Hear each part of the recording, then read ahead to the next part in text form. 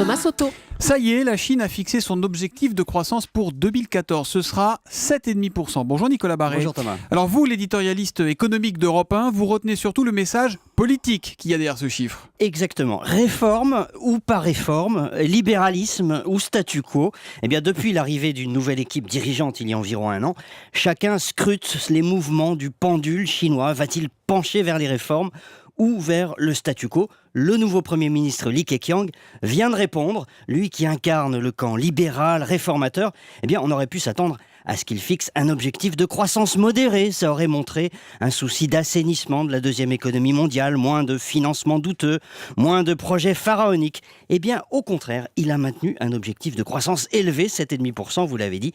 Ce qui veut dire qu'il n'est pas prêt finalement à aller très loin tout de suite sur ce terrain des réformes. Le régime en redoute les conséquences sociales. Ça veut dire que ces nouveaux dirigeants chinois que l'on attendait vraiment sur les réformes ne vont pas les faire ? Alors non, le Premier ministre a expliqué simplement qu'elle serait difficile, je le cite, comme le guerrier prêt à se couper la main mordu par un serpent venimeux. Nous devons faire preuve au sujet des réformes d'un courage à toute épreuve.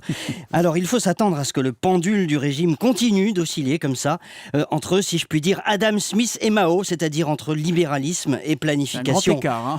Exactement, libéralisme et planification à l'ancienne.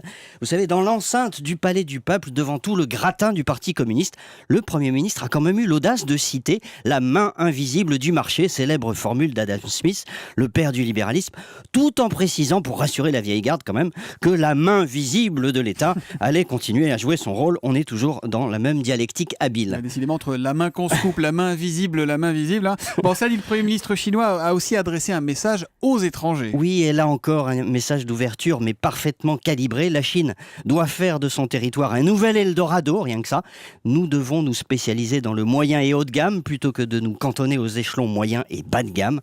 En résumé, le régime est très ambitieux, bien sûr, sur ce que doit devenir la Chine, mais prudent sur le chemin à suivre pour y arriver.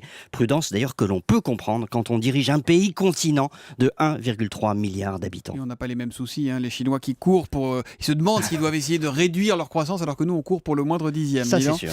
Nicolas Barré, directeur de la rédaction des Échos, l'édito Écho d'Europe 1, c'est tous les matins à 8h10 sur Europe 1. Demain Nicolas. À demain.